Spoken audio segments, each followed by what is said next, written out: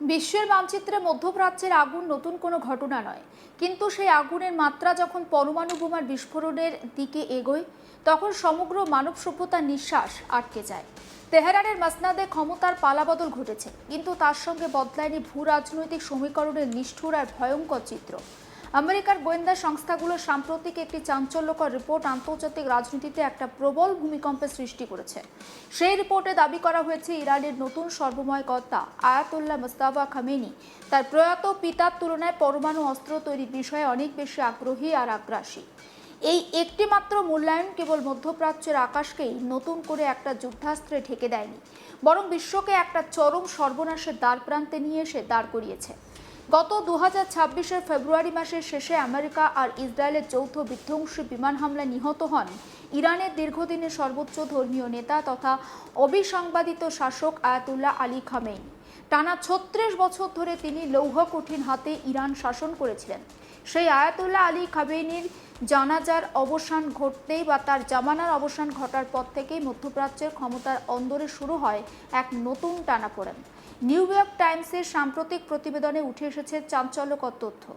এতদিন ধরে আন্তর্জাতিক মহলের ধারণা ছিল পরমাণু কর্মসূচি এগিয়ে গেলে প্রয়াত আয়াতুল্লাহ আলী খামেনি নিজে প্রকাশ্যে পরমাণু অস্ত্র তৈরির বিরোধী ছিলেন। তিনি ধর্মীয় বা রাজনৈতিক কারণে বোমার পক্ষে সরাসরি সায় দেননি, কিন্তু তার উত্তরসূরি তথা পুত্র মুস্তাফা খামেনি এবং তেহরানের নতুন কট্টরপন্থী নেতৃত্ব আমেরিকা প্রশাসনের কপালে গভীর চিন্তার ভাঁজ ফেলে দিয়েছে। আমেরিকার গোয়েন্দাদের পরিষ্কার অভিমত, মুস্তাফা খামেনি পারমাণবিক অস্ত্র অর্জনের লক্ষ্যকে অনেক বেশি গুরুত্ব দিচ্ছেন। যদিও মুস্তাফা খামেনি এখনো পর্যন্ত প্রকাশ্যে পরমাণু অস্ত্র তৈরির পক্ষে কোনো খোলাখুলি ঘোষণা করেননি, তবুও ওয়াশিংটনের থিঙ্ক ট্যাঙ্ক আর গোয়েন্দা আধিকারিকরা মনে করছেন পদ্মার আড়ালে তার ভাবনা চিন্তা সম্পূর্ণ আলাদা। ডোনাল্ড ট্রাম্প প্রশাসনের আমলে ইরানের বিরুদ্ধে যে সরকার পরিবর্তনের নীতি বা রেজিম চেঞ্জের জুয়া খেলা হয়েছিল, তার ফলে আজ বিশ্ববাসীকে ভোগ করতে হচ্ছে। আমেরিকা ইসরায়েলের যৌথ আগ্রাসন আর লাগাতার যুদ্ধ পরিস্থিতি তেহরানকে পরমাণু অস্ত্র অর্জনের পথ থেকে দূরে সরিয়ে তো আনলই না, বরং তাদের জেদকে আরও শত গুণ বাড়িয়ে দিল।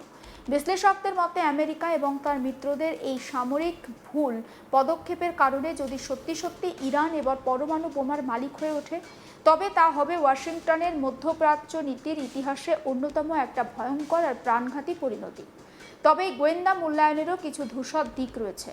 আমেরিকার আধিকারিকদের একাংশ সতর্ক করে বলছেন যে নতুন সর্বোচ্চ নেতা মুস্তাফা খামেনির মানসিকতা বা চিন্তাভাবনা নিয়ে যে সমস্ত গোয়েন্দা তথ্য ওয়াশিংটনের হাতে রয়েছে তার একটা বড় অংশই গৃহীত হয়েছিল বর্তমান যুদ্ধের আগে। সম্প্রতি আমেরিকা আর ইসরায়েলের সঙ্গে চলা রক্তক্ষয়ী সংঘাতে মুস্তাফা খামেনি নিজে গুরুতর জখম হয়েছেন বলে খবর। এই শারীরিক আঘাত এবং যুদ্ধজনিত পরিস্থিতির কারণে তিনি গত বেশ কিছুদিন ধরে নিজের জনসমক্ষে উপস্থিতি বা পাবলিক অ্যাপিয়ারেন্স অনেকটাই কমিয়ে দিয়েছেন। তা সত্ত্বেও তেহরানের ক্ষমতার শীর্ষাসনে তিনিই যে শেষ কথা বলছেন সে বিষয়ে কোনো সন্দেহ নেই। যদিও 36 বছর ধরে তার বাবা যে নিরঙ্কুশ আর অপরিসীম ক্ষমতার অধিকারী ছিলেন, মুস্তাফা খামেনি এই মুহূর্তে ঠিক সেই স্তরে একক কর্তৃত্ব হয়তো পুরোপুরি প্রতিষ্ঠা করতে পারেননি। তা সত্ত্বেও নতুন কট্টরপন্থী শিবিরের লাগাম তারই হাতে থাকায় পরমাণু নীতির ক্ষেত্রে তার প্রভাব যে নির্ণায়ক হতে চলেছে তা বলা বাহুল্য। ইরানের বর্তমান ভূ রাজনৈতিক অবস্থানের দিকে তাকালে দেখা যায় তারা শুধু পরমাণু উচ্চাসার ক্ষেত্রেই কড়া অবস্থান নেয়নি, বরং আন্তর্জাতিক বাণিজ্যের অন্যতম প্রধান ধমনী হরমুজ প্রণালীর ওপর তাদের যে নিয়ন্ত্রণ সেটা আরও সুদৃঢ় করেছে। আমেরিকার সঙ্গে যুদ্ধবিরতি বা শান্তি আলোচনার টেবিলে তেহরান এখন আগের চেয়ে অনেক বেশি কঠিন আর অনমনীয় এক প্রতিপক্ষ হিসাবে আবির্ভূত হয়েছে। ওয়াশিংটন যখন ইরানের ওপর চাপ সৃষ্টির জন্য সামরিক পদক্ষেপ আরও বাড়ানোর কথা ভাবছে, ঠিক তখনই এই গোয়েন্দা রিপোর্ট তাদের হাতে এক শক্ত রাজনৈতিক হাতিয়ার তুলে দিচ্ছে। আমেরিকা প্রশাসনের অভ্যন্তরীণ মহলে এই যুক্তি জোরালো হচ্ছে যে ইরানের পরমাণু অভিসন্ধির তথাকথিত বিপদকে আটকে দেওয়ার জন্য তেহরানের ভিতরে সামরিক উত্তেজনা আরও বাড়ানো ছাড়া আর কোনো পথ খোলা নেই। অর্থাৎ এক অন্তহীন যুদ্ধের চক্রবাহু থেকে বের হওয়ার পরিবর্তে আমেরিকা নিজেই নিজেকে এক গভীর সংকটের দিকে ঠেলে দিচ্ছে। মাঠের বাস্তব চিত্র বলছে অন্য কথা। আন্তর্জাতিক পরমাণু শক্তি বা অন্যান্য সূত্র যতই দাবি করুক, যে ইরান এখন নতুন করে তাদের মূল পরমাণু কর্মসূচি চালু করেনি, কিন্তু তেহরান হাত গুটিয়ে বসে নেই। আমেরিকার বিমান হানার পরে নিজেদের অস্তিত্ব রক্ষার্থে আর পরমাণু সম্পদগুলোকে সুরক্ষিত রাখতে ইরান ইতিমধ্যে খুব গোপনে আর কঠোর পদক্ষেপ নিচ্ছে। জানা যাচ্ছে যে তাদের ইউরেনিয়াম সমৃদ্ধকরণ বা সেন্ট্রিফিউজের মতো অতি সংবেদনশীল এবং বহু মূল্যবান পরমাণু সরঞ্জামগুলো অত্যন্ত সুরক্ষিত এক জায়গায় সরিয়ে নিয়ে যাওয়ার চেষ্টা চলছে।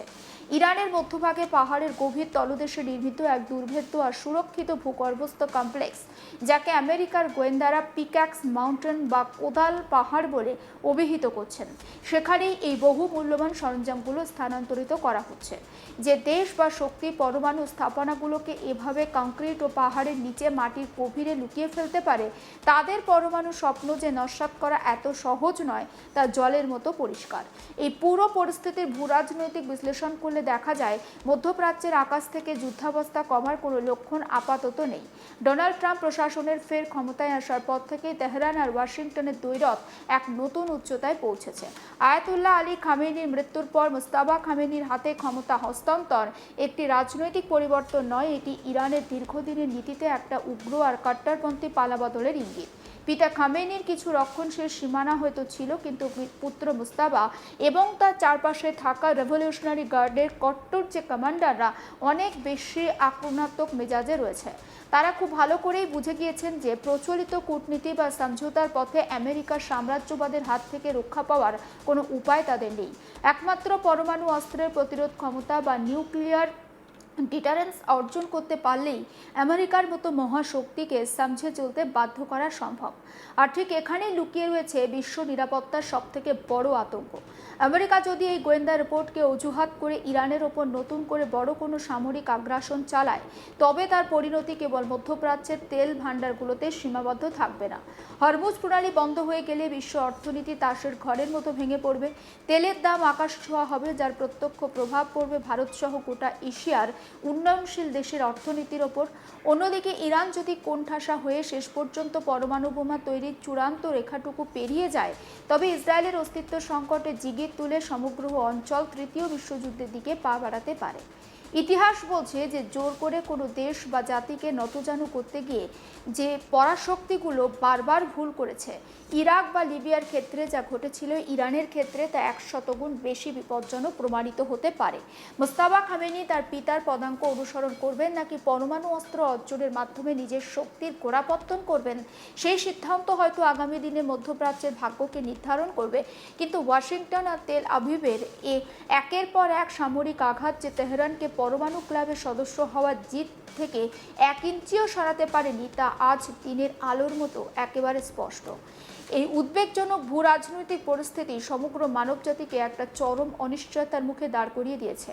কূটনীতির সমস্ত দরজা যখন একে একে বন্ধ হয়ে যায় এবং পারস্পরিক আস্থার জায়গায় কেবল বন্দুকের নল আর বারুদের গন্ধ অবশিষ্ট থাকে, তখন সংঘাতই হয়ে ওঠে একমাত্র পরিণতি। সমস্ত আপডেট পৌঁছে দেবো আপনাদের কাছে, নজর রাখুন আজ তাক বাংলায়। সাবস্ক্রাইব করতে ভুলবেন না।